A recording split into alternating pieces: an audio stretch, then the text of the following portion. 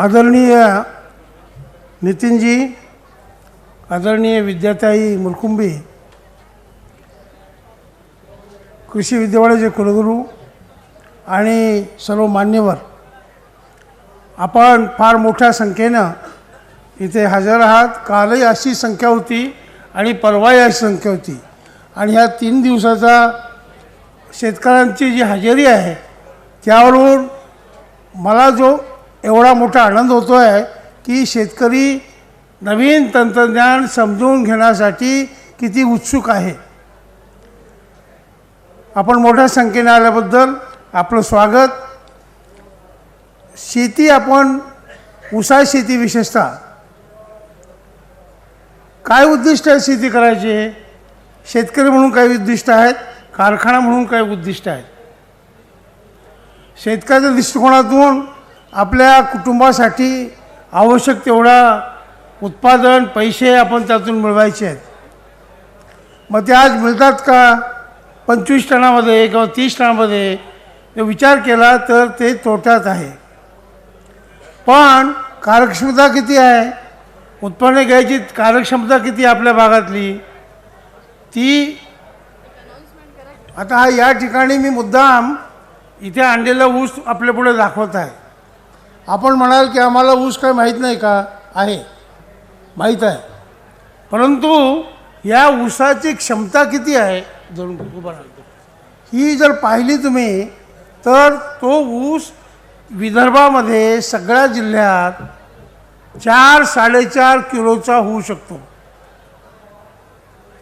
आणि अशा ऊसाची संख्या एका एकरामध्ये आपण किती घेऊ शकतो?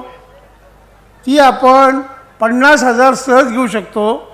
60,000ची क्षमता आहे. आणि आपण मंडळी जी मी अभ्यास केला आहे, आज नाही, पहिला कारखाना जेव्हा सुरू झाला तेव्हापासून मी येतो आहे. विदर्भातल्या सगळ्या कारखान्याचे कुंडल्या मला माहीत आहेत. सगळ्या कारखाना परिसरामध्ये माझी भाषणं झाली आहेत. आणि वैनगंगेच्या भागातसुद्धा मी खूप वेळा आलो होतो पूर्वी, तो आजारी पडायच्या अगोदर. महोदयाला पण आलो होतो. आपल्याकडं 25-30 टनापर्यंत उत्पन्न येतं. आणि 1 किलो जरी ऊस सहजासहजी आला तर आपण मंडळी 25,000 किलो म्हणजे 25 टन एका एकरामध्ये आपण घेता. तर आपल्याला 25,000वरून 50,000वरती जायचं आहे ऊसाची संख्या.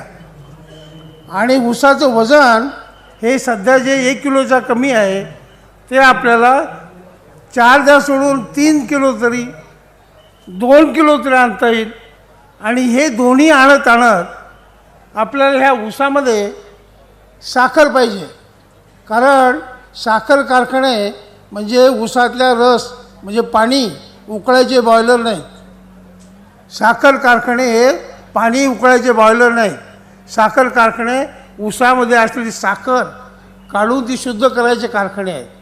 आणि म्हणून आपला उद्देश काय? शेतकऱ्यांचा ऊस शेतीकडे पाहण्याचा उद्दिष्ट काय असावा? मला जे वाटतं की पहिली गोष्ट, कुठलंही पीक लावायचं असेल तर त्याला दर काय मिळतो हा पहिला आपल्या डोक्यात विषय होतो. त्याला भाव काय मिळणार? पूर्वी परिस्थिती काही चांगली नव्हती, पण या वर्षापासून या साखर धंद्यामध्ये मोठं परिवर्तन होतं आहे. बरेचसे बंधनं कमी होऊ घातले आहेत, ते हळूहळू निघून जातील. आणि इथून पुढे हा साखर कारखानदारी ही मागील ते देणारा कल्पवृक्ष तुम्हाला वाटेल. साखर कारखानदारी कामधेनू, साखर कारखानदारी कामधेनू आहे. आणि तिचं अन्न आहे, त्या कामधेनूचा चारा आहे ऊस. आणि ऊस हे कल्पतरू आहे. आणि म्हणून आपल्याला चांगला दर मिळवायचा असेल तर साखर कारखाने चालवणाऱ्या व्यवस्थापनाला आपण मदत केली पाहिजे. आणि ती मदत म्हणजे ऊसामध्ये साखर जास्त तयार करून. साखर ही शेतात तयार होते, कारखान्यात नाही. हे मी आता थोडक्यात सांगणार थोडा. जास्त दर मिळाला म्हणजे काय काय परिणाम होतात रोजच्या व्यवहारात? मी 1975 सालापासून या ऊस साखर धंद्यामध्ये आहे. बऱ्याचशा पॉलिसी मॅटरमध्ये माझं योगदान आहे. पाडेगावला मी ऊस प्रमुख असल्यामुळं सगळ्या महाराष्ट्रच नाही तर हे दक्षिण राज्यातील 9 राज्यांचं संशोधन आणि कोऑर्डिनेशन ही जबाबदारी त्या पाडेगावच्या ऊस विषयीवर होती. आणि म्हणून साखर कारखाना संघाच्या माध्यमातून, नॅशनल फेडरेशनच्या माध्यमातून, सरकारच्या निर्णय कमिटीवरून खूप खूप अनुभव मिळाला. माझं काय निरीक्षण आहे, आपणही सहमत व्हाल त्याशी. ऊसाचा दर टनाला जर 100 रुपये वाढला म्हणजे 200 रुपये, 2000 रुपयाची 2100 झाला, तर वाढलेले 100 रुपये, माझा प्रश्न आहे, अभ्यास तुम्ही करत असाल तर, की ते 100 रुपये तुमच्या खिशात येतात का? ते तुमच्या खिशात येत नाही, कधी येत नाहीत. कारण पहिली सुरुवात होते शेतकऱ्यापासून, मालकापासून. तो खुश होतो आणि मोठा हृदयाचा आहे, फार दिलदार माणूस शेतकरी.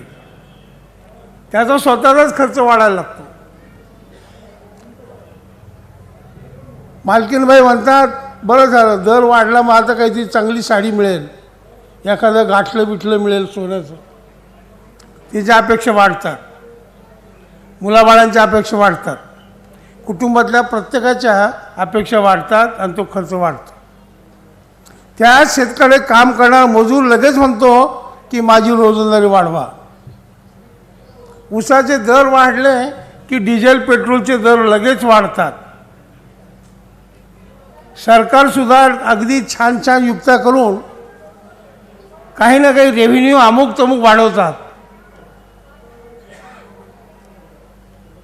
आणि शेतकऱ्याचं भलं होतं आहे, त्याला भाव वाढला त्याचा ऊसाचा किंवा कुठल्याही पिकाचा, तर ह्या निरनिराळ्या साधनसामग्री पुरवठा करणाऱ्या कंपन्या खूप खुश होतात.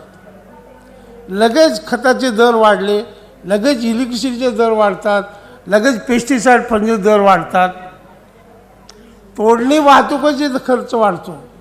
आणि कारखान्यातले काम करणारे सुद्धा जे शेतकऱ्याची मुलं आहेत जवळजवळ 90%, ते पण म्हणतात आमचं बोनस वाढवा, ते पण म्हणतात आमचा पगार वाढवा, नाही वाढलं तर युनियन.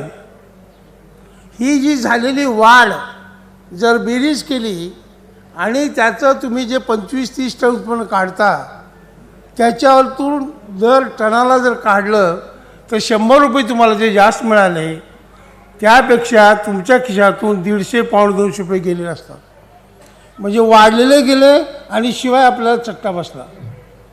म्हणून विद्याताईने जे आता सांगितलं, अतिशय महत्त्वाचा मंत्र असा की भाव वाढणं हा विषय नाही आहे, ऊसाचं उत्पन्न वाढणं महत्त्वाचं आहे.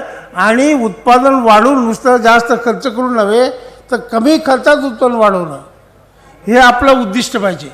शेतकऱ्याचं उद्दिष्ट पाहिजे की ऊसाचं एकरी मी उत्पन्न वाढवेल आणि खर्च कमी करेल. किती वाढू शकतं? मी आता सांगितल्याप्रमाणे या विदर्भामध्ये तुम्ही एवढे काय म्हणायचं नशीबवान आहात. वराड सोन्याची कराड, वराड सोन्याची कराड असं मानलं जातं. ती कराड आहे म्हणजे काहील आहे पण जमिनीत आहे आणि त्या पिकाच्या माध्यमातून त्याचा उपयोग करता आला पाहिजे आपल्याला. तुमच्याकडे ऊसाचं उत्पन्न 80 टनाची अपेक्षा फार चांगली आहे यांची, नितीनजीची, पण मी समाधान नाही. तुमच्याकडे सहज 100 टन उत्पन्न येतं, सहज आलं पाहिजे. आणि क्षमता अशी आहे की पश्चिम महाराष्ट्रामध्ये आडसाली ऊस जो 18 महिन्याचा आहे त्याचं जेवढं उत्पन्न येतं 18 महिन्यात, तेवढं उत्पन्न या विदर्भामध्ये 12 महिन्यात येतं. म्हणजे जो 1.5 पट उत्पन्न क्षमता जास्त आहे. आणि याचं कारण काय की जे मी आता समजून सांगेल की उत्पन्न कशावर अवलंबून असतं ऊसाचं. तुमच्याकडे टार्गेट जे उद्दिष्ट आपल्याला ठेवायचं आहे ते 100 टन हे जनसामान्यासाठी, पण आपल्याला 120 टनाचं टार्गेट ठेवायचं आहे.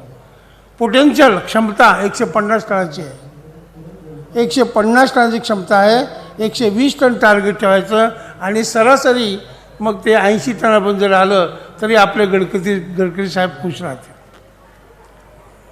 तिसरा म्हणजे पहिलं उत्पन्न वाढ करणं, खर्चात कमी करणं, आणि तिसरं साखर उतारा. आता त्यांनी उदाहरण दिलं, पाण्यामध्ये साखर टाकली तर वजन वाढतं. अगदी खरं आहे. या ऊसात नुसतं पाणी जास्त असेल त्यातनं वजन वाढत नाही. हे पेरं रसाने जे भरलेलं आहे त्यात साखरेचं प्रमाण जास्त असेल तर उतारा वाढतो.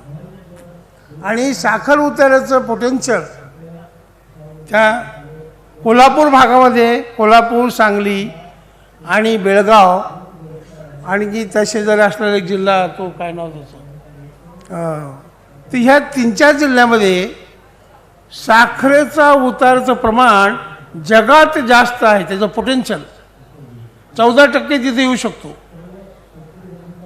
आणि 13% काही लोक गेलेत, काही कारखाने. आपल्याकडं साखरेचं पोटेन्शियल, साखर उताराचं हे 12% आहे. आपण 9.5च्या पुढं यावर्षी ज्यांनी प्रयत्न केला कारखान्याने तोडणी नियोजनामुळं, तर आपण 10च्या पुढे जाऊ. पण आपल्याला सहज 11% साखर उतारा, थोडं गार पाहिजे, 11% सहज उतारा आणता येईल बघा. आणि जे मी बोलतो आहे हे करून दाखवायची सुद्धा क्षमता आहे आणि काही काही ठिकाणी मी करून दाखवलेलं आहे. 100 टनाचं उदाहरण तर आता इथे आहे. राऊतांनी जो आपला अनुभव सांगितला, फिल्म पाहिली तुम्ही, 80 टनापर्यंत उत्पन्न आलं. 10 महिन्याचा ऊस होता, बेण्याला गेला, आणखी 2 महिने वाढला असतं झालं असतं. हे इथे एक काय नाव इथे दखणे, दखण्यांचं शेतातला ऊस आहे. एका बेटामध्ये 15 फुटवे आहेत, 15 फुटवे. आणि आता हे असे ऊस, हे याचं वजन 3 किलोचं खाली नाही. म्हणजे तुम्ही 50,000 ऊस आणि 2.5-3 किलोचा जर आणला तर 150 होतं. डुकरांनी खाल्लं, आणखी काही नुकसान झालं तरी 100 टन कुठे जात नाही. आणि म्हणून आपल्याला उद्दिष्ट ठेवायचं आहे की उत्पादन वाढ, साखर उतारात वाढ, खर्चात कमी. किती खर्च कमी करायचा? आज जेवढा तुम्ही एक एकराला खर्च करता त्यामध्ये कमीत कमी 10 ते 15 रुपये आपण बचत केली पाहिजे. ती कशी करायची हे पण मी आता सांगणार आहे. ते करून दाखवते तर शक्य आहे. आणि मग साखर उतारात वाढ ही जी उद्दिष्ट आपण जर ठेवली तर आणखी 2-3 गोष्टी शेतकऱ्याला आपल्या शेती उद्दिष्टानं, 1 वर्ष उत्पन्न वाढलं हे चालणार नाही. कारण दरवर्षी हे वाढत वाढत वाढत गेलं पाहिजे. कारण आपल्याकडे देशामध्ये संख्या वाढते आहे, खर्च वाढतो आहे, लोकशाही आपली जबरदस्त, अधिकार सगळ्यांना कळतात, कर्तव्यामध्ये जरा अडचणी आहेत समजायला. पगार वाढ सतत राहणार आहे. पगार वाढ झाली की शेतकरी सगळ्यात जास्त तो परिणाम होतो तो शेतकऱ्यावर होतो. सगळ्यांचं भलं होतं पण शेतकऱ्याचं आर्थिक जी परिस्थिती आहे त्याच्यामध्ये अनिष्ट परिणाम होत राहतात. म्हणून मुलाबाळांचं भलं व्हायचं असेल आणि शेती हेच आपलं उत्पन्न साधन असल्यामुळं शेतीतूनच आपल्याला ते करायचं आहे. म्हणून दरवर्षी उत्पादन वाढत गेलं पाहिजे. 1 वर्षी 100 टन घेतलं, दुसऱ्या वर्षी कॉलर तयार करून फिरत राहिले आणि आले 50 टनावर, त्यांनी काही चालणार नाही. कारण हे का करायचं? हे करायचं कारण असं की आपण जर हिशेब केला शेतीचा 25-30 टन एकरी उत्पन्नाचा, तर आज आपण मंडळी हिशेबी पद्धतीनं, व्यापारी पद्धतीनं प्रति रुपया जो रुपया खर्च करतो त्याला तुम्हाला फक्त 20 ते 25 पैसे मिळतात. किंवा दुसऱ्या बाजूनं विचार केला, संबंध पीक जमीन तयार केली, पीक घेतलं, पीक कारखान्यात दिलं, पैसे मिळाले, मिळालेले पैसे वजा झालेला सगळा खर्च हा जर काढला तर तुम्हाला, आणि त्यांनी किती दिवस ते शेतात आपण काम केलं, अगदी शेत तयार केल्यापासून ऊस तोडेपर्यंत त्याचे जे दिवस आहेत त्याने जर भागितलं आपण तर दर दिवशी दर एकरी आपला रुपये मिळतात, उत्पन्न मिळतं केवळ 3 ते 4 रुपये 30 टनामध्ये. आता थोडे भाव वाढल्यामुळं 4च्या ऐवजी 5 रुपये. आता 5 एकर जरी ऊस असला आणि दर एकरी दिवसाला 5 रुपये मिळत असतील तर 5 25 रुपये रोज झाले. मालक 25 रुपये रोज मिळाला 5 एकरातून. त्याला एकट्याला त्याच्या घरातल्या कुटुंबातल्या माणसांनी काम जरी केलं तरी 2-4 लोक बाहेर कामाला लावावं लागतात. रोजंदारी काय 150 रुपयाच्या खाली मजूर येत नाही, आणि आला तरी तो धड काम करत नाही. येतो मुळात उशिरा, आल्यावरती नाश्ता करायला बसतो, तोपर्यंत दुपार होते, मग त्याला आराम करत असतो, संध्याकाळी लवकर जायचं. 150 रुपये घेऊन 150 पैशाचं काम करत नाही. ही परिस्थिती आहे आज. घरातली जर करणार असेल तर काम जरा बरं होतं, आणि ही मजुरी वाढणार आहे का? आता 14 इलेक्शन आलं आणि कुठली इलेक्शन चालू असतात, मतं मिळवण्यासाठी हे सगळे उद्योग चालू असतात निर्णय घेणाऱ्या लोकांचे. पण शेतकऱ्याला नुकसान होतं. आणि म्हणून जर 25 रुपये मिळाले, 5,025 रुपये, मजुराला 100 रुपये लागतात, 150 लागतात, म्हणजे शेतकऱ्यापेक्षा मजूर हा पैसा दिसून चांगला. पण या 25 रुपयामध्ये त्या कुटुंबामध्ये खाणारी माणसं किती? एका कुटुंबाचं 5 एकर ऊस आहे आपण म्हटलं तर त्या कुटुंबामध्ये नवरा बायको, म्हातारी 4 झाले. शहाणा असेल तर एखादा मूल, पण कोणाला मान्य करते हम दो हमारे कुणी मानायला तयार नाही. परमेश्वरी कृपा आहे, आपण काय करणार? 3, 4, 5, 6 मुलं, आम्हीच 7 भाऊ आहोत. म्हणजे सांगण्यात काय अर्थ आहे? माझं 75 वय, 7 मुलं तिकडे होती. पण अजूनही आपल्या कुटुंबामध्ये शेतकऱ्याच्या 3, 4, 5 मुलं असतात. मग आता मुद्दा असा राहतो की 25 रुपयामध्ये 7-8 लोक भागीदार, दर डोळी उत्पन्न किती आलं? 3 रुपये, 7 21 किंवा 4 रुपये संबंध शेतातून. मग 4 रुपयाचं एका दिवसाला खर्च काय लागतो आपल्याला? खाणं पिणं, कपडा लत्ता, आणि मुली जर जास्त असतील तर खर्च आणखी जास्त लागतो, कपडे लत्ते जास्त लागतात. आणि मुलगी असेल तर ती 16-18 वर्षांनी लग्नाला आली की देण्याची परिस्थिती आपल्याकडे द्यावं लागतं, हुंडा बिंडला काही. मुलगा शिकला तर पुढे तो कुठेतरी नोकरीला जाईल, मग त्याला कॉलेजला पाठवायचं 3-3, 4-4 लाख रुपये फी झाली आता, आणि ती देता नाही आली की तो परत मागे येतो. आणि दर 20-25 वर्षांनी आपली जी काही जमीन असेल, जितकी मुलं करती तेवढ्या मुलामध्ये विभागली जाते. दर 25 वर्षांनी शेतकऱ्याचं शेती ही विभागली जाते आपल्या देशात. पण 25 वर्षे पुन्हा त्या कुटुंबाची संख्या 6-7 होते, आणि अशा परिस्थितीमध्ये अतिशय वाईट परिस्थितीमध्ये आपण जातो. आमची स्वतःची नेवासा नगर जिल्ह्यामध्ये वडिलांनी 150 एकर जमीन होती, आम्ही 7 भाऊ. त्याआधी आम्हाला 12-14 एकर, आणि आम्ही काही शांत बसलो. आम्हाला 5-5, 6-6 मुलं आहेत. जे शेती करतात त्यांना 6 किंवा 7 आहे, जे नोकरी करायला माझ्यासारखे बाहेर पडले त्यांना 1 किंवा 2 आहेत. हाही फरक आहे माझ्या कुटुंबातला, आणि सगळीकडे तसंच असतं. मुद्दा असा आहे, मग जर मुलांना आपण शिकवू शकलो नाही तर आपली जबाबदारी आपण पूर्ण करू शकत नाही.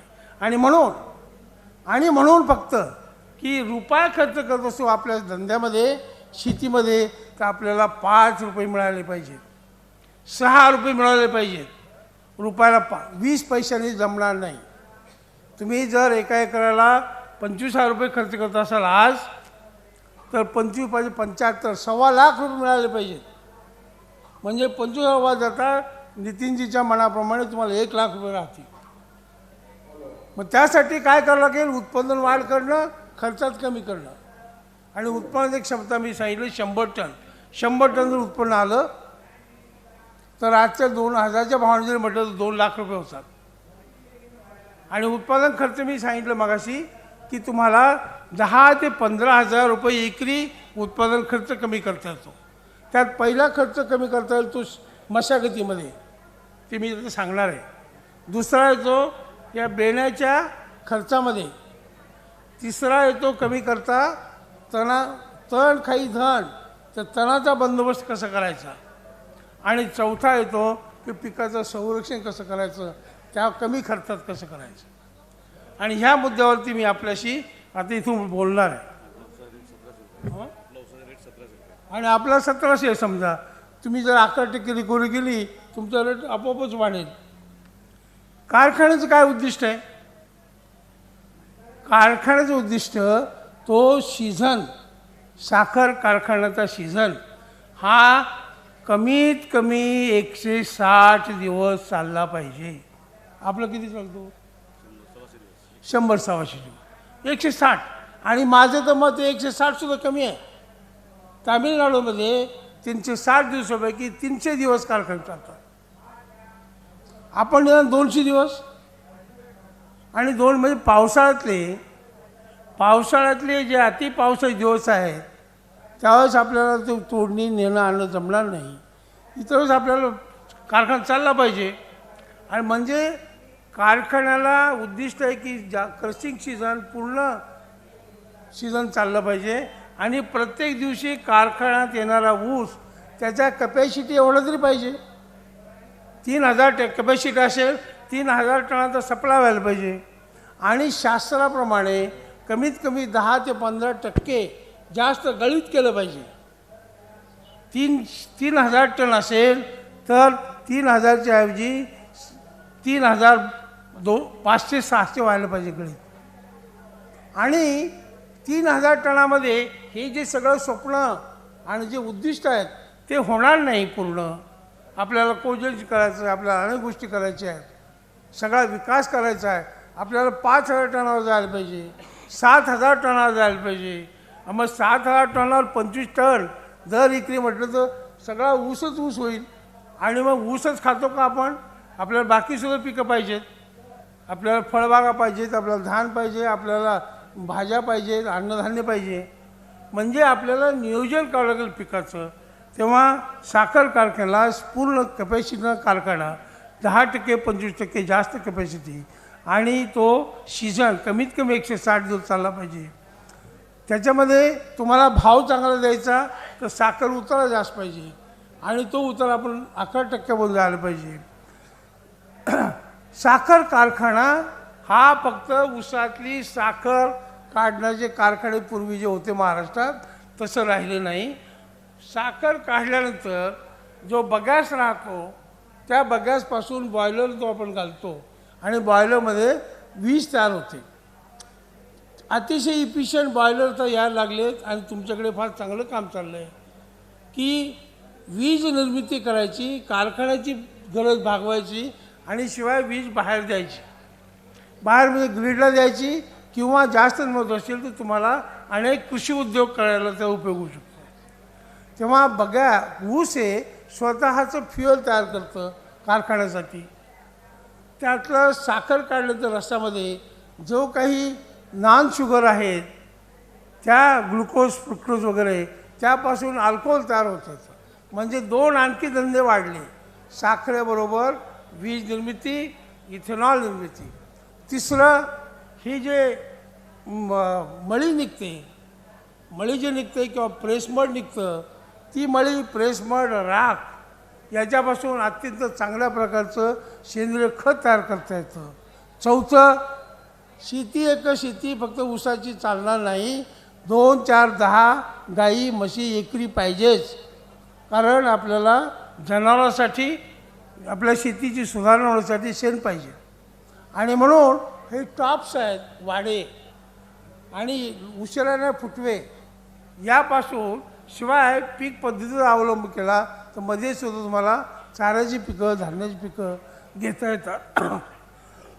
तेव्हा मी असं म्हणतो की ऊस शेती आता फक्त ऊस शेती न करता ऊस पीक पद्धत हे ध्यानात घ्या तुम्ही. आणि ऊस पीक पद्धत ध्यानात घेण्यासाठी आपल्याकडचे जे हवामान आहे त्याचा विचार करता कोणती कोणती पिकं ऊसावर घेता येतील, कोणती पिकं आपल्याला ऊसानंतर घेता येतील, रोटेशन कसं करता येईल. आणि म्हणून मी कालही म्हटलो परवा म्हटलो की विठू माझा लेकूरवाडा, ऊस हा विठ्ठलासारखा आहे. विठू माझा लेकूरवाडा संगे गोपाळांचा मेळा. तुम्ही जर 3 फूट जायची 5 फूट 6 फूट 7 फूट ऊस लावला तर मध्ये तुम्हाला आंतरपीक घेता येतात. तुम्हाला कुटुंबादर्शी जे महत्त्वाचे वाटतात, जमीन सुपीकता करायची जे वाटतात अशी आंतरपिकं. आणि ती आंतरपिकं घेऊन बाजारात विकायच्या ऐवजी खूप चांगल्या कल्पना आहेत. त्यांचं पूर्ती उद्योग समूहाचे मार्केट वगैरे सगळं तयार करायचं चाललेलं आहे. ऑर्गॅनिक शेती करायचा प्रयत्न चाललेला आहे. मार्केटिंग तुम्हाला देणार, मधल्या पिकाचं सुद्धा व्हॅल्यू ॲडिशन करायचं आणि चांगले भाव मिळवून द्यायचे अशा कल्पना गडकरी साहेबांच्या आहेत. तेव्हा आपल्याला मधले पिकं सुद्धा त्यामध्ये घेता येण्यासारखे आहेत. तेव्हा ऊस पीक आणि ऊस पिकामधली बाकीची पिकं ही फार मोठ्या प्रमाणात तुम्हाला रोजंदारी निर्माण करू शकते. पण रोजंदारीमध्ये आता मुद्दा हा राहतो महत्त्वाचा की मजुरांची सुद्धा ते आता दिवस गेले, त्यांनी मरमर काम करायचं, कोयत्याने तोडत बसायचं. आता जर रुंद सरी घेतली आपण तर मशीननी तोडणी करता येते. पश्चिम महाराष्ट्रामध्ये आणि कर्नाटकमध्ये, तामिळनाडूमध्ये मी जातो, या ठिकाणी अनेक उद्योग आणि AID पॅरी, NSL शुगर्स आणि आमचा किसनवीर कारखाना यांनी काय केलं की शेतकऱ्याचे गट तयार केले. त्यांना जसं नितीनची जी कल्पना तसं फायनान्सची व्यवस्था केली, साखर कारखाना गॅरंटी राहिला आणि आता त्या शेतकऱ्यांच्याकडे सगळ्या प्रकारची अवजारं, ट्रॅक्टर्स, मशिनरी उपलब्ध आहेत. ते सर्व्हिसेस देतात लोकांना. शेताची नांगरट करणं, ढेकळं फोडणं, सऱ्या पाडून देणं, इरिगेशनचे लेआउट करून देणं, ऊस आंतरमशागत करणं, ट्रान्सपोर्टला मदत करणं, ऊस तोडणीसाठी प्रयत्न करणं, ते कुटी यंत्र, ट्रॅश, ऊसाचा जो ट्रॅश आहे पाचट ते जमिनीमध्येच तिथंच कुटी करून गाडणं. आणि अशा पद्धतीनं प्रत्येक गट एक 25-30 मजुरांना चांगल्या प्रकारची मजुरी देतो. म्हणजे या पद्धतीचं आपल्याला आता योजना नियोजन ॲग्रो सर्व्हिसेस सुरू केले तर मजुराचे जे काही प्रश्न आहेत ते सुटतील, कार्यक्षमता वाढू शकते. आणि हे सगळं चांगलं करण्यासाठी, व्यवस्थित करण्यासाठी नियोजन फार महत्त्वाचं आहे. नियोजन कसलं नियोजन की कोणता ऊस, कोणत्या जातीचा ऊस, कोणत्या हंगामामध्ये किती क्षेत्रावर लावला पाहिजे, म्हणजे आडसाली एकंदर क्षेत्रामध्ये किती असावा, त्याच्या कोणत्या जाती लावायच्या, पूर्व हंगामी एकंदर क्षेत्रामध्ये किती असावा. माझ्या मताप्रमाणे आडसाली 10 ते 15% जास्त असावा आणि तो फक्त कळीत सुरू करताना ऑक्टोबर महिन्याला पुरेल एवढा ऊस पाहिजे. पूर्व हंगामी 30 ते 35-40% असावा. पूर्व हंगामी आडसाली म्हणजे जून जुलैमधला ऊस. पूर्व हंगामामध्ये सप्टेंबर ऑक्टोबर नोव्हेंबरमधला ऊस जो लागण होतो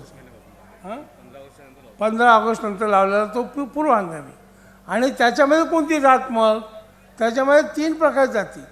एक लगेच 14 महिन्यात येणारी, एखादी 15 महिन्यात येणारी, फार भारी काळी जमीन आहे, क्षार चोपण जमीन आहे, ती लवकर रिकव्हरी येत नाही, तिला थोडी उशिरा. आणि मग अशा 3 प्रकारच्या जाती त्यात किती क्षेत्रावर असाव्यात. आणि ज्यावेळेस लागण होईल त्याच वेळेस त्या शेतकऱ्याला सांगायचं की हा तुझा ऊस अमुक अमुक महिन्याच्या अमुक आठवड्यामध्ये गळीताला येईल. म्हणजे तोपर्यंत त्याला बरोबर त्याचं शेताचं बाकीचं नियोजन करतात सुरू. म्हणजे जानेवारी फेब्रुवारीमध्ये लावलेला ऊस मार्चमध्ये लावायचा नाही, एप्रिलमध्ये लावायचा नाही अजिबात. आणि इकडे तर फेब्रुवारी मार्चमध्ये जास्त लावतात. फेब्रुवारी मार्चमध्ये लावला तर त्याला कोडकिळी येते. आणि डिसेंबर जानेवारीमध्ये जास्त चांगलं लावणं चांगलंच आहे. फेब्रुवारीनंतर ऊस लावायचा नाही. तो डिसेंबर जानेवारीमधला ऊस हा साधारणपणे 20 ते 30% पाहिजे. आणि मग ऊसाचा लागणीचा ऊस आणि खोडवा याचं जे प्रमाण आहे ते पूर्वी आम्ही 100% जर कार्यक्षमता ऊस आहे त्यातला 60% लागण 40% खोडवा असा अंदाज करायचा. पण आता ते बदललं, कारण ठिबकचा आम्ही वापर करतो. एकदा ठिबक टाकलं की पहिलं पीक अधिक 4 खोडवे आले पाहिजेत. पहिलं पीक घेतलं की अधिक 4 खोडवे आले पाहिजेत. त्याप्रमाणे आपल्याला लागणीचा ऊस आणि खोडव्याचं प्रमाण त्या त्या कारखान्याची परिस्थिती पाहून ठेवावं लागते. आणि म्हणून हा जो नियोजनाचा भाग आहे हा नियोजनाचा भाग जाती, लागवड हंगाम, त्याच्या खाली प्रमाण कोणत्या जागी किती, त्यासाठी लागणारं ते बेणं कोणतं लावायला, कोणते बेणेमुळे असतील, रोपाडे लावायचं का 2 डोळे का 3 डोळे का 1 डोळा, हे सगळं नियोजन त्या शेती खात्याला करता आलं पाहिजे. आणि म्हणून शेती खात्यात काम करणारा जो स्टाफ आहे, इथं कोण कोण आहे जरा हातवरती करता का? वैनगंगाचा स्टाफ. आता वैनगंगाचा स्टाफ इकडे 3 आहेत आणि तिकडे हातवरती करा बरं. तिकडे 1 2 3 दिसतात, तिकडे मागे आहेत. सगळे कर्मचारी हात वर करा बरं. कारखान्याचे जेवढे कर्मचारी आहेत त्यांनी सगळ्यांनी हात वर करावं. केलं. कारखान्याचे कर्मचारी आता हे कारखान्यामध्ये कृषी विभागामध्ये काम करणारे कर्मचारी. आता हे ज्ञान कोणाला जास्त कळलं पाहिजे? शेतकऱ्याला कळलंच पाहिजे, पण स्टाफला नको कळायला. आता ते बसलं एकदम शेवटी. जेवढं कळलं तेवढं कळलं, नाही कळलं तर नाही कळलं, काय समजत नाही. आणि मग ते सांगणार की आम्ही व्यवस्थापनासाठी तिकडे बसलो. माझी अपेक्षा नेहमी असते की ज्या वेळेस जशी माहिती मिळते त्यांनी पुढे येऊन बसलं पाहिजे, नोट्स घेऊन बसलं पाहिजे. आणि इथून उठून गेलं की विसरायचं नाही, कारण त्यांच्यावरती सगळं अवलंबून आहे. ही पद्धतच नाही. मी पाहतो बराच वेळा विदर्भामध्ये की शेती स्टाफ ज्यांना निर्णय घ्यायचे तर लांब कुठेतरी बसून राहतात. आता तर एवढं बोललं तर पुढे या. सगळे सगळे कृषी विभागातले सगळे कर्मचारी समोर येऊन बसतील. जरा पुढे या, म्हणजे मी आता बरंच काय दाखवणार आहे ते तुम्हाला दिसेल. नाहीतर शेतकऱ्यांना तुमच्यावर जास्त कळेल, कारण ते जवळ मागे बसलेल्या सगळ्या शेतकऱ्यांनी सुद्धा समोर येऊन बसण्याची गरज आहे. तर मुद्दा असा हा राहतो की आपल्याला दर एकरी 120 टन काढायचं आहे. आजचं तुमचं प्रमाण किती? आणखी एक प्रकारचं तुम्हाला गणित मांडतो. बसा, बोलण्यात वेळ घालू नका. 25 टन एकरी घेतलं आणि 12 महिन्याचं पीक असेल तर दरमहा दर एकरी किती उत्पन्न आलं? 2.5 टन. 12 महिन्याचं पीक आहे, 25 टन उत्पन्न आलं. 25 टन भागिले 12, 2.5 टन दर महिना दर एकरी.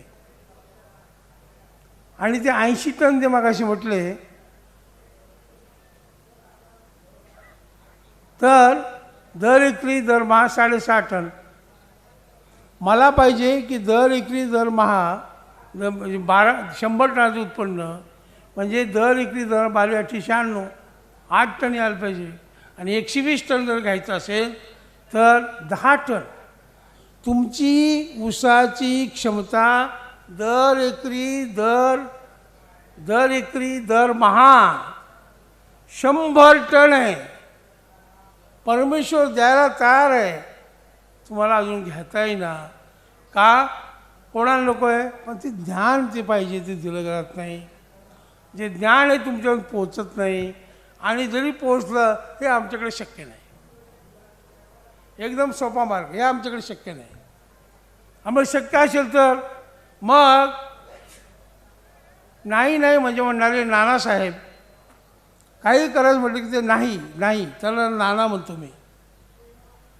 आणि मारून मुटकून तयार केलं. माझा धाकटा भाऊ आहे, तो नानाच होता. काही म्हटलं की ते होणार नाही, आपल्याकडे नाही होणार. तो शिकला नाही जास्त. आणि फारच आग्रह केला की तो अण्णासाहेब होतो. आम्ही करतो, पण मग मला ट्रॅक्टर आणून द्या. तो ट्रॅक्टर आला की तो इकडे तिकडे कोणाकडे देईल, किंवा लावणार चालत नाही, मग मला बेण आणून द्या, मला खत आणून द्या, आपण सगळं द्यायचं. आणि बहुतेक नोकरी करणारा हा अनुभव आहे. नोकरी करणाऱ्याला शेतकऱ्यांचा घरातला हा अनुभव आहे. विदर्भातही माझे खूप पाहुणे आहेत, तिथं पण आहे अनुभव. मग ते अण्णा अण्णा म्हणतात आणि उत्पन्न तेवढं 25-26 टन होईल. काय झालं मग ती काढणं, अनेक काढणं तयार असतात की हे असं झालं म्हणून मला करता नाही आलं, लग्नालाच गेलो असं झालं. अतिशय वेडी वाकडी काढणं की पटत नाही. मग तो मदत करणारा पण म्हणतो की जाऊ द्या, काय आता ती त्याची बायको त्याला म्हणते, अहो आपला संसार आहे, आपली मुलं आहेत, आपल्याला मुलांना शिकवायचं आहे, तुम्ही काय ती किती तिकडे टाकलं ती जात असते. मुद्दा मग असा राहतो की आपल्याला क्षमता जर आपली दर एकरी दरमहाची 10 टन आहे, तर आपण किती दिवस घालवायचे दर एकरी दरमहा 2.5 टन घेऊन. आणि हे करतो म्हणजे आपण कोणाचं नुकसान करतो? कारखान्याचं अजिबात नाही. कारखाना सुदृढ आहे.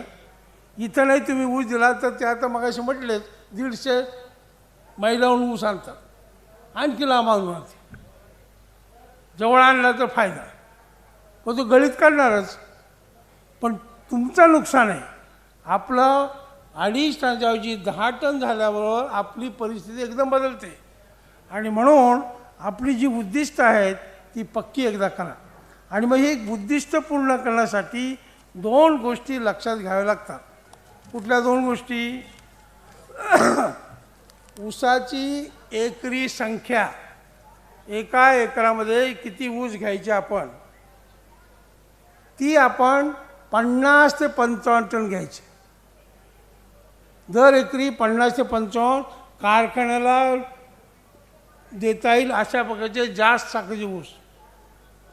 आणि त्याचं वजन किती घ्यायचं ते आपल्याला कमीत कमी 2 किलो, 3 किलो, 4 किलोचं पोटेन्शियल आहे, क्षमता आहे. आणि हे मिळवण्यासाठी आपल्याला हे पीक कळलं पाहिजे. तिथं हे ठेवा तिथे आणि ही इकडे घ्या.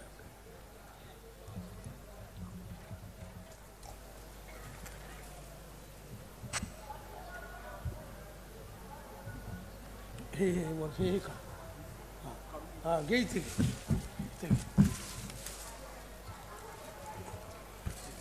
ठेवा. आता हे यांच्या शेतातलं आहे. काय दखणे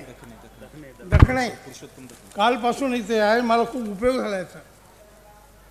हे असं एक डोळ्याचं रोप त्यांनी लावलं, एक डोळा लावला होता, त्याचं असं रोप तयार झालं. त्यापासून त्याला हे 15 फुटवे आहेत. आता ऊस झाले आणि जे लहान आहेत अजून आहेत, अजून निघतात, आणखी 10 निघतील. ते लहानच राहतील, ते मरतील. पण हे जे 15 आहेत यातले सुद्धा एखाद दिवस मरेल, म्हणजे 10 ऊस इथं मिळतील. हे मी कशासाठी तुमच्यापुढे दाखवतो आता की ऊसाचं जर आपल्याला आणि सगळ्या पिकाला लागू आहे बरं का. आता हे मी जे सांगतो हे सगळ्या पिकाला लागू आहे. आणि याचा अर्थ सगळ्या पिकामध्ये तुम्ही 25 ते 30%, 50% उत्पन्न वाढवू शकता. मग कोरडवाहू असेल किंवा बागायचं असेल. पण ऊसामध्ये राहू दे. पण ऊसामध्ये हे ऊस हे जिवंत आहे, हे पीक जिवंत असतं. हा पहिला मुद्दा ध्यानात घ्या. प्रत्येक झाड हे जिवंत आहे. आणि जिवंत आहे म्हणजे त्याच्यामध्ये स्वतःचं अन्न तयार करायची क्षमता आहे. ती कसं करतं? 2 भाग आहेत बघा. हा जमिनीचा खालचा भाग आणि हा जमिनीचा वरचा भाग. जमिनीच्या मध्ये असलेली मुळं हे तुम्ही समजू शकता.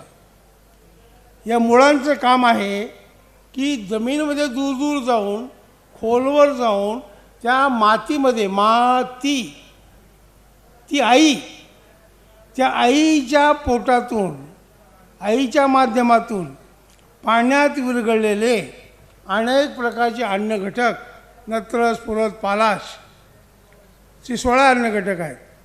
काही हवेतून मिळतात, कर्बोदके प्राणवायू, नायट्रोजन वगैरे, ऑक्सिजन. बाकीचे सगळे पाण्यातून मिळतात, जमिनीतून मिळतात. ते शोषून घ्यायचे, ते शोषायचे आणि इकडं ह्या पान नाही काय खातात, ह्या पाण्यामध्ये पाठवायचे. पाण्यामध्ये जे 3-3 फूट लांब आहे, ते वरती सोड ना, दुरी सोड. हे पाण एक 3-3, 4-4 फुटापर्यंत लांब झालेलं पाण, 1.5-2 इंच रुंद, याच्यामध्ये लाखो पेशी आहेत. पेशी, कोशिका. आणि हर एक पेशीमध्ये, प्रत्येक पेशीमध्ये 10-12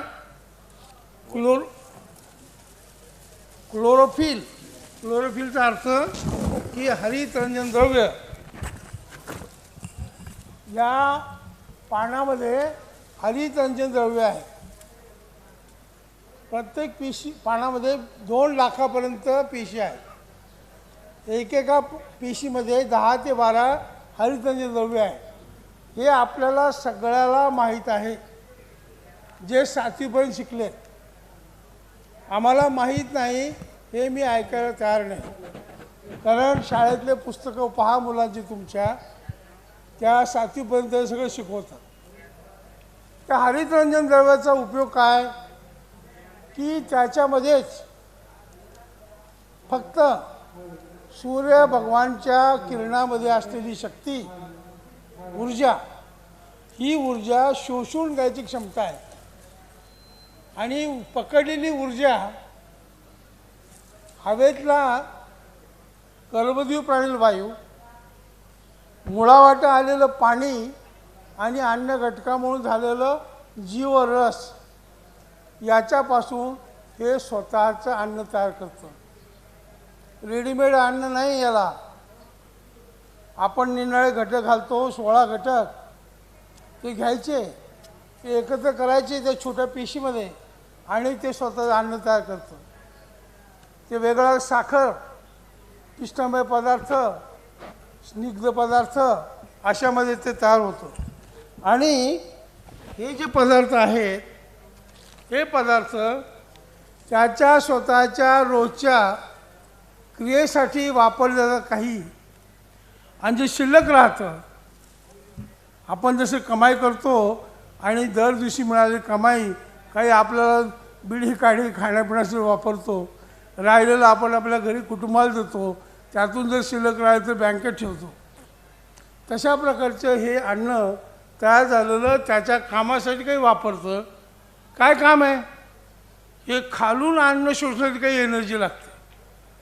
अन्न शोषण्यासाठी पाणी जे बाष्पीभवन होतं, त्याचं तापमान मेंटेन करायला काही अन्न लागतं. शिल्लक राहिलेलं अन्न नवीन ठेव खाली.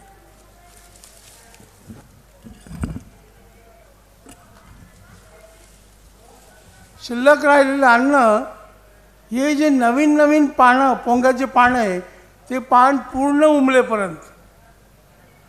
घरामध्ये एखादं लहान बाळ जन्माला आलं की ते खायला लागेपर्यंत आपण सगळे त्याला, आई वडील भाऊ बहिणी, त्याला काहीतरी खाऊ घालतो. तसं ते स्वतः खायला लागेपर्यंत. तसं हे पान पूर्ण उमलून स्वतःचं अन्न तयार करायला लागेपर्यंत ही उमललेली पानं त्याला अन्न देतात. त्यातून जे शिल्लक राहील ते बरंचसं ही नवीन मुळं येण्यासाठी, ती जमिनीत लांबपर्यंत वाढ होण्यासाठी त्याचा उपयोग होतो. यातून जे शिल्लक राहील हे कांड्या तयार व्हायला होतं, कांडी. आणि ही जी कांडी तयार होतं, ते कांड्या तयार व्हायला, आणि त्यातून किड्या रोगाने जे खाल्लं ते वजा जातात. जे शिल्लक राहील ते साखरेच्या रूपाने इथं साठवलं जातं. म्हणजे साखर हिरव्या पानात तयार होती पिकाच्या, ती ऊसाच्या कांडीमध्ये साठवली जाते आणि साखर कारखान्यामध्ये ती काढून प्रोसेस करून बॅगेमध्ये भरली जाते. कारखान्यामध्ये ऊसातली साखर काढायचे कारखाने आहेत. खरे कारखाने तुमच्याकडे आहेत. एका पानामध्ये 2-2 लाख, आणि एका ऊसाला किती पानं? दर महिन्याला 3 कांड्या आहे. दर महिन्याला 3 कांड्या, 12 महिन्याचं पीक झालं किती झाल्या, 36 कांड्या म्हणजे 36 पानं, 36 पानं गुणिले 2 लाख इतके कारखाने अन्न तयार करायचे, जैविक कारखाने, जिवंत कारखाने, आणि एका झाडामध्ये असे, आणि आपल्या शेतामध्ये 50,000 झाडं, कोट्यावधी जैविक कारखाने तिथं रोज चालतात. ते शिफ्ट काय नाही, 24 तास, प्रत्येक क्षण, प्रत्येक मिनिट, प्रत्येक तास हे चालू आहे, लावल्यापासून उगवल्यापासून तोडेपर्यंत. आणि त्याचे व्यवस्थापन कोण करतं? कारखाना चालवत तुमच्याकडे MD आहेत, इंजिनियर्स आहेत, प्रोसेस करणारे इंजिनियर, टेक्नॉलॉजिस्ट आहेत, ऊस सप्लाय करायला केन स्टाफ आहे. इथं ऑल इन वन सगळी कामं तो शेतकरी, ते त्यांच्या विषयातले एक्सपर्ट आहेत. आणि आपलं ज्ञान, आपलं सगळं IQ किंवा अनुभवाचं ज्ञान, आणि तुम्हाला जी माहिती सांगतात शेती स्टाफ, त्यांना तरी काय ज्ञान आहे, काही नाही. पण कॉलेजमध्ये BSc ॲग्रिकल्चर शिकणारे विलाला कुलगुरू गेले साहेब, आता माझे खूप भांडणं होतात आमच्या लोकांशी. 4 वर्षामध्ये ॲग्रिकल्चर कॉलेजच्या BSc ॲग्रीला 4 वर्षामध्ये 6 महिन्यामध्ये कॅश क्रॉपचा एक सेशन आहे, त्याच्यामध्ये ऊस शिकवला जातो. आणि त्या ऊसाबरोबर कॉटन, सगळे कॅश क्रॉप त्याच्यात आहे. जेवढे शेतामध्ये कॅश क्रॉप ते 8-10 पिकं, आणि त्यातले काही दांड्या, काही सुट्या, काही कॉमन ऑफ, काही स्टाफचा संप. ऊस हा फक्त 3 किंवा 4 लेक्चरमध्ये शिकवला जातो. आणि 4 लेक्चरमध्ये पहिलं लेक्चर ओळख ऊसाची, ते गवताळ भागातलं आहे, ते असं आहे तसं आहे, आपल्या देशात इक्षू म्हणत होते. दुसऱ्यामध्ये जपन जगामध्ये त्याला किती क्षेत्र आहे, मग महाराष्ट्र भारत कसा आहे. तिसऱ्यामध्ये काहीतरी सुरू करायचं, चौथ्यामध्ये संपलं. आणि ते कारखाने एवढे कोट्याचे कारखाने, आणि हे कुठल्याच विद्यापीठामध्ये 1 नाही 4, आणि जोडून आणखी वसंतदादा शिवणस्टोर. मी तिथे असताना मी ट्रेनिंग प्रोग्राम सुरू केला होता, मी गेल्यानंतर तोही बंद झाला. ऊसाबद्दल ट्रेनिंग प्रोग्राम मी 1 वर्षाचा कोर्स केला होता. आनंद आहे. मग काय, स्टाफला शिकायला नको. कारखाने केव्हा तरी माझ्यासारख्याला बोलवतात, झालं काम विकासाचं. तेव्हा आमची जी शेती खात्याची काम करणारे लोक आहेत, त्यांना जबरदस्त शिक्षण द्यावं लागेल. आणि त्यांनी तुमच्यापर्यंत येऊन ते सांगितलं पाहिजे. तुमच्या दिवसात राऊत साहेब MSc ॲग्रिकल्चर आहे, त्यामुळं त्यांनी पटपट ते सगळं समजलं त्यांना, त्यामुळे ते त्यांचंसुद्धा 100 उत्पन्न जाऊ शकतं. तर अशा पद्धतीनं नाही, हे तर निदान प्रत्येक कारखान्यात 100 शेतकरी, आणि हा आपला फील्ड स्टाफ, ज्यांना आपण जबरदस्त ट्रेनिंग देऊया, आणि नियोजन कसं करायचं हे सगळं घेऊ. आणि हे जर कळलं तर मला 100% खात्री आहे, VP साहेब, तुम्ही 120 टन काढाल बघा. आता मुद्दा मग मी काय सांगत होतो, की जमिनी खालचा भाग मुळं, जमिनीवरचा भाग, आणि याला रात्रंदिवस कोणाला तोंड द्यावं लागतं. हे वरचा जो भाग आहे, आता दिवस सकाळी सूर्य उगवला त्यावेळेस तापमान किती असतं, 10 वाजता तो असा आला त्यावेळेस किती असतं, दुपारी किती असतं, संध्याकाळी आणि रात्री तापमानात बदल आहे का नाही, प्रत्येक मिनिटाला बदल आहे, ते याला सहन करावं लागतं. सूर्यप्रकाशाचं तसंच, सूर्यप्रकाशाची जी तीव्रता ही वाढत जाते आणि नंतर कमी होते आणि रात्री काहीच नसते. म्हणजे नैसर्गिक जे घटक आहेत निसर्गातले, ते यांच्यावरती सतत परिणाम करतात सगळ्याच पिकावर. क्षणाक्षणाला तापमान वाढलं की वारा सुरू होतो, वारं वाढलं की ही जी पानं आहेत, या पानाला वरच्या बाजूला खालच्या बाजूला खूप असंख्य छिद्र आहेत, आपल्या शरीरावर जसे आहेत तसे. आणि त्या छिद्रामधून पाणी जे खालून घेतलं ते इथपर्यंत आलं आणि वाऱ्यामुळे ते निघून गेलं. वारा वाढला, तापमान वाढलं की पाणी बरोबर जाणार. पाणी बरोबर झालं की तेवढं खालून घेतलं नाही ते झाड सुकतं आणि झाड सुकलं की हे पानं अशी पुंगळी तयार होते. पुंगळी तयार झाली की सूर्यप्रकाश कमी मिळालं की अन्न तयार करायचं कमी होईल आणि या कांड्या बारीक राहतात, कांड्या मोठ्या होत नाहीत. तसंच हवेतला जो कर्बवी प्राणवायू तो हवेत आहे तेवढंच आहे, पण आपण काही त्याला जर गरज वाढली तर आपण वाढत नाही, तो कोणी देत नाही. तेव्हा जमिनीच्या वरचा जो भाग आहे तो प्रत्येक क्षणाला हवामानाचे जे घटक आहेत ते बदलतात आणि त्याचा पिकाच्या या चलनवलनावरती जीवनावरती परिणाम होतो. हे एकदा कळलं तुम्हाला की ज्या त्या परिस्थितीमध्ये आपण काय केलं पाहिजे कळेल. पाणी जर जास्त इथून फेकलं जात असेल तर तुम्ही पाणी देण्याची व्यवस्था कराल आणि ठिबकसारखं दुसरी यंत्रणा आहे. पाणी उडून गेलं तर तुम्ही ठिबकने देऊ शकता. पाणी देण्याच्या पद्धतीत बदल करू शकता तुम्ही. किंवा जमिनीवर आच्छादन टाकायचं, जमिनीच्या पृष्ठभागातून सुद्धा पाणी उडतं, ते थांबवायचं कमीत कमी. जमिनीखालचा जो भाग आहे, जमिनीखालचा जो भाग आहे ही मुळं आहेत. आता ही मुळं किती खोल जातात? जेवढं झाड वाढतं तेवढी मुळं खोल जातात. जितकं पानं रुंद दूर जातात तेवढी मुळं ही दूरवर जातात. हे बघायचं, हे असं म्हणजे पानाचं जेवढं वाढ होईल विस्तार होईल त्याच्यापेक्षा मुळं थोडी पुढं जातात. आता हे जे तोडू नको, हे जे पान जिथपर्यंत गेलं तिथून जर वळंबा टाकला शेतामध्ये आणि तुम्ही खोदून पाहिलं कुदळीना, त्याचे मुळं आणखी पुढं गेलं. हे आपल्याला माहीत आहे. वडाचं झाड, आंब्याचं झाड, पेरूचं झाड, संत्र्याचं झाड मुळा लांब लांब जातात. त्याचा घेर आहे, त्या घेरापेक्षा दूर जातात. हे कशासाठी कळायचं, कशासाठी समजून घ्यायचं? मुळं इतक्या लांबवर गेली तिथून ते अन्न घेतात. म्हणजे जिथं जिथं मुळं आहे तिथं वापसा पाहिजे, जिथं जिथं मुळं आहेत तिथं अन्नाची उपलब्ध पाहिजे. आणि हे अन्न सप्लाय जर झाला तर ही कामं चांगली करतात. म्हणजे मुळावरती इथलं अवलंबून, याच्यावरती मुळाचं अवलंबून, यांनी चांगलं काम केलं तर जास्त अन्न मुळाला मिळेल, मुळं आणखी कार्यक्षम काम करतील. आणि हे मुद्दे, हे बेसिक, हे मूलभूत मुद्दे जर तुमच्या लक्षात आले तर आपण शेतामध्ये काय काय मशागत करायची, कधी करायची, कशी करायची हे कळेल. आता मुद्दा घेऊ आपण जमिनीपासून. ही मुळं कुठे आहेत? जमिनीमध्ये जातात. जमीन हा मातीचं ढेकळ.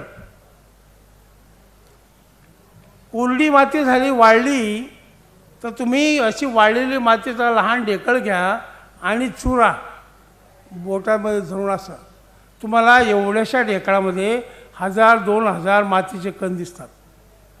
आणि हे मातीचे कण म्हणजे मण्यासारखे एकत्र कोण ठेवतं? जमिनीमध्ये ते एकत्र ठेवले जातात सेंद्रिय पदार्थामुळं. सेंद्रिय कर्ब, ऑर्गॅनिक कार्बन ज्याला म्हणतात. आता तुमच्या उद्घाटन भाषणामध्ये राजनाथजी बोलले, आताही गडकरीजी बोलले, सेंद्रिय शेतीचं चर्चा चालू आहे. अहो सेंद्रियचा अर्थ काय? त्या जमिनीमध्ये सेंद्रिय कार्बन किती, आणि तो जर वाढला पाणी जर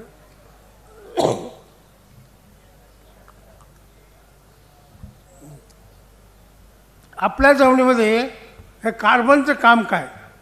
म्हणजे बरेचसे मंडळी किंवा स्त्रिया पोत किंवा माळ घालतात, मण्याची माळ, तुळशी माळ आपण वापरतो. ती सगळे मणी एकत्र कोण ठेवतं माळेत? धागा. तो धागा जर तुटला तर मणी कुठे जातील? इकडे तिकडे जातील. बरोबर आहे? धागा जर तुटला माळ्याचा तर मणी इकडे तिकडे जातात. तसं त्या धाग्याचं काम हा सेंद्रिय कर्ब करतो. सेंद्रिय कर्बामुळं मातीचे कण एकत्र राहतात आणि म्हणून ते ढेकळं बांधतात. आणि ज्यावेळेस ते मणी एकत्र येतात त्या मण्यामधल्यामध्ये जी पोकळी आहे ती पोकळी आपल्याला शेतासाठी महत्त्वाची आहे. ती पोकळी कशी दिसते? मायक्रोस्कोप खाली जर का पाहिलं, सूक्ष्मदर्शक यंत्राखाली, तर तुम्हाला असं दिसेल की द्राक्षाचा जो घड आहे की नाही, किंवा एरंडाचं घड, त्याच्या त्या मण्यामध्ये जी पोकळी आहे तशी पोकळी ह्या मातीच्या कणामध्ये आहे, लहान असते. आणि ती पोकळी महत्त्वाची अशी की त्या पोकळीमध्येच पाणी आणि हवा राहतं. त्याचं जर नीट संतुलन झालं, जर जे योग्य प्रमाण असेल, त्याला शेतकरी वापसा म्हणतात. पाणी दिलं आज की हवा निघून जाते. पाणीच पाणी त्या कणांमध्ये आणि हवा नाही, त्याला आपण म्हणतो की पाणी तिनं वॉटरलॉक कंडिशन त्याला म्हणतात. आणि 15 दिवस किंवा 1 महिन्यानी पाणी दिलं की त्यावेळेस हवेत त्या यातलं पाणी उडून गेलं आणि त्या पोकळीमध्ये फक्त हवाच राहते. नुसतं पाणी असलं तरी ही मुळं काम करत नाहीत, कारण मुळाला अन्न घेण्यासाठी हवा पाहिजेच. आणि नुसती हवा असेल तरी काम करत नाहीत, कारण मुळं फक्त पाण्यात विरघळलेलंच अन्न घेतात. आपल्यासारखं नाही, आपण खायचं, जेवण करायचं, 1 तासाने पाणी पिलं तर चालतं. गाई म्हशी चरवून येतात आणि तुम्ही जेव्हा पाण्यावर न्याल तेव्हा पाणी पितात. याला पाण्यामधलंच अन्न घेता येतं आणि ते अन्न घेण्यासाठी मुळांच्या जवळ या मातीच्या कणामध्ये ढेकळामध्ये हवा लागते. म्हणून योग्य चांगली शेती करायची असेल, वजनदार ऊस घ्यायचा असेल, वाढ चांगली करायची असेल, दिलेले अन्न त्यांना घेता यावं असं वाटतं असेल आणि वाटलंच पाहिजे, तर आपल्याला मुळाभोवती सतत वापसा ठेवला पाहिजे. पाणी देण्याच्या अनेक पद्धती आहेत, त्याच्यावरती मी वेळ घालणार नाही. पण आताची जी पद्धत आहे ती ठिबकला पर्याय नाही. आणि ठिबक जर करायचं असेल तर 2-3 गोष्टी महत्त्वाच्या आहेत बघा. एक की उन्हाळ्यामध्ये पाण्याचा प्रश्न येतो विदर्भामध्ये, तर उन्हाळ्यामध्ये पाणी आपलं हमखास हुकमी पाहिजे.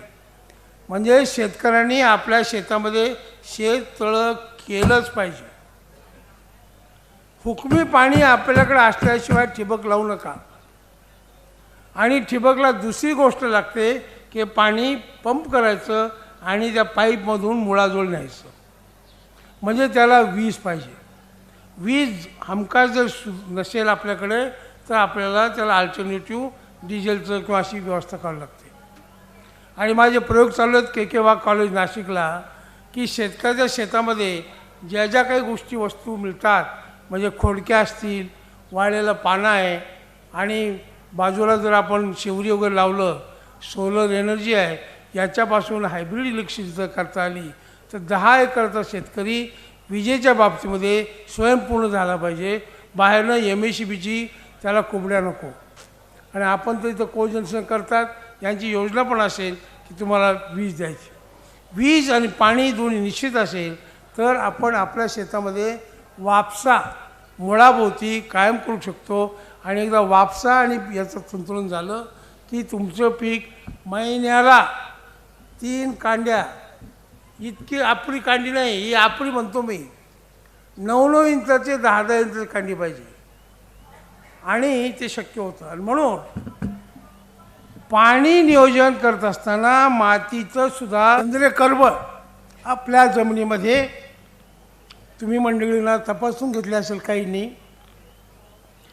आपल्या जमिनीमध्ये सेंद्रिय कर्बाचं प्रमाण 3.3%, 31 आहे, 0.31 आहे, 32 असेल. आणि मगाशी राऊत साहेब सांगत होते, त्यांनी हिरवळीचं खत वर केलं, शेणखत वाढवलं, ते 0.3 वरून त्यांनी 4.5 0.4 पर्यंत दिलं. माझ्या मतानं जो अभ्यास मी केला आहे तो सेंद्रिय कर्ब 3% पाहिजे, आपण 0.3 आहे. आणि म्हणून दरवर्षी आपल्या शेताला नांगरटीच्या अगोदर 20, 25, 30 चांगलं कुजलेलं शेणखत किंवा कंपोस्ट घातलंच पाहिजे. कुठून घालणार आम्ही? आमच्याकडे आता गाई नाही, म्हशी नाही. अरे राजा, देवाने जे दिलं ते तुला माहीत नाही, तुझं आहे तुझ्यापाशी, पण ती विसरलात तुम्ही. अहो, परमेश्वरानं त्या शेतामध्ये एवढ्या गोष्टी दिल्यात, अनेक प्रकारची तणं आहेत, पालापाचोळा आहे, बाजूला तुमच्या बांधावरती तण आहे, गवत आहे, ते काढा नका, मुळावर सगळं नका काढू, कापत राहा आणि वाढू जाते, कापा. फुलं यायच्या आत ते शेतामध्ये, प्रत्येक शेतामध्ये 6 फूट रुंद 3 फूट खोल 25-30 फूट लांब असं कंपोस्टचे खड्डे करा. एक तरी भागणार नाही, 3, 4, 5 एक भरला की दुसरा. आपल्या गावामध्ये जिथं आपलं गोठा आहे तिथं जे काय रोज शेणखत गोळा तयार होतं ते 8-10 दिवसांनी गाडीमध्ये म्हणा, ट्रॉलीमध्ये म्हणा, ट्रकमध्ये नेऊन टाका. तिथे ते कुजवा, जीवाणू टाकून कुजवा. आणि चांगला शेतकरी जर व्हायचा असेल तर हे अर्धं कुजलेलं शेणखत त्याचं पुढं व्हर्मी कंपोस्ट करा. व्हर्मी कंपोस्ट म्हणून झालेली जे खत आहे ते भूसंजीवनी आहे. जमीन ही जिवंत आहे. जमीन ही जिवंत आहे म्हणजे कसं, या मातीमध्ये 3 प्रकारची सुपीकता. एक कणांची रचना, त्याला म्हणतात भौतिक सुपीकता, मातीच्या कणांची रचना. आणि ती मातीच्या कणांची रचना अवलंबून असते सेंद्रिय कर्बोदकाचे प्रमाण. ते वाढवायचं काम करायचं. ते आपण जरी दरवर्षी टाकलं तरी उन्हाळ्यामध्ये 40-42 डिग्री तापमान जातं आपल्याकडे. आणि त्या तापमानामध्ये नांगरून जर ठेवलं शेत तर ती बरंचसं त्यातलं धुपून जळून जातं. आणि म्हणून दरवर्षी टाकलं पाहिजे. म्हणजे जळून जाऊ नये म्हणून काय करायचं, अनेक इलाज आहेत. किती वेळ मिळतो ते पाहू, कारण बरेच लोकांना भूक लागली दिसते. खूप इलाज, खूप तंत्रज्ञान माझ्याकडे आहे त्याच्या बाबतीत. दुसरी, ह्या मातीमध्ये असलेले जीवाणू आपल्या जमिनीमध्ये आपण आपल्या दुष्कर्मामुळं, चुकीच्या कृत्यामुळं आपल्या जमिनीतले जीवाणू मारत मारत मारत एवढे कमी केले. आणि ते मरण्याचं कारण असं की आमची जी नांगरडीची पद्धत आहे, आम्ही ब्रिटिश लोकांकडून ती आणली, आम्हीच मुलांना शिकवली. त्या मुलांनी तुम्हाला सांगितलं आणि ते तुम्ही करतो. आपला नांगर, ट्रॅक्टर किंवा लोखंडी नांगर असा फाळाचा, तो शेतात चालला की 8-9 इंच जमीन अशी लादीची लादी निघते ना अशी उलटी होते. बरोबर आहे का? मातीची लादी निघते 8-9 इंचाची, अशी 6-7 इंच ती अशी वरतून अशी फाळावर पडते, पलटी होते. खालची माती वर आणली, वरची माती खाली गेली. हे झाड, ही मुळं 9 इंचापर्यंत गेली. ऊस मोठा झाला, तुटून गेलं. जमिनीमध्ये जीवाणू त्यांनी कुजवलं. सगळी मुळं काढतो का आपण? तणाची सगळी मुळं काढतो का? जे खुरपुणी थोडी जाते पण बाकीचे राहतात. ती कुजतात, जीवाणू कुजतात, त्याला कुजवतात. पण आपल्या ह्या नांगरटीमुळं ती उलटं करून टाकलं की उन्हाळ्यामध्ये 35 डिग्रीच्या पुढं तापमान जायला लागल्यानंतर, मार्चनंतर, आणि इकडं तर काय विचारूच नका, 45 47पर्यंत. आता 47 डिग्रीला ते जीवाणू कसे जगतील हो? आणि जीवाणू मेले, हा सेंद्रिय कर्बसुद्धा जळून जातो आणि त्यामुळे ह्या मातीतला कर्ब कमी होतो. म्हणून आपल्या जमिनी शक्यतो जास्तीत जास्त ऊसामध्ये शक्य आहे ते की त्या सतत झाकलेल्या पाहिजेत. क्लीन कल्टिवेशन हे आमचा कन्सेप्ट आम्ही शिकलो लोकांकडून, ते आमचं नुकसान झालं. अजूनही अनेक शास्त्रज्ञांच्या डोक्यात येत नाही. ती माती ही सतत झाकून राहिली तर मातीखाली जीवाणू वाढतील, आवश्यक जीवाणू. रोग जीवाणू पण वाढतात, पण आवश्यक जीवाणूची संख्या वाढली तर रोग जीवाणूचा परिणाम होत नाही. पाण्याचं संतुलन राहिलं तर रोग जीवाणू येत नाहीत. पाणी जास्त दिलं तर रोगाचे जीवाणू वाढतात. वापसासारखा ठेवला तर रोगाचे जीवाणू वाढत नाहीत. उपयुक्त जीवाणू वाढतात. अजिडोबॅक्टर, ॲसिडोबॅक्टर, रायझोबियम आणि हे गांडुळं वगैरे. तेव्हा आपली जमीन सतत कव्हर झाली पाहिजे. जमिनीमध्ये रोटावेटर चांगला. आता काही वेळेस आपल्या ह्या काळ्या जमिनीमध्ये, विशेषतः बागायतीमध्ये आणि जिथं क्षारचं प्रमाण जास्त आहे अशा ठिकाणी उन्हाळ्यामध्ये सगळे क्षार वरती येतात. आणि जे नांगरटीची चुकीच्या पद्धतीमुळं जमीन तळी धरली जाते. एक 8-9 इंच खोल मातीच्यापासून जमीन अशी घट्ट होते. आणि अशा घट्ट जमिनीमध्ये पाण्याचं नियोजन नीट केलं नाही, पाण्याचा निचरा झाला नाही, आवश्यक तेवढं पाणी द्यावी, जादा पाणी दिलं तर ते सगळे क्षार आणि आपण रासायनिक खतं घातली की ह्या मुळाच्या जवळ एवढ्या 6-7 इंचामध्ये ते सगळे क्षार गोळा होतात.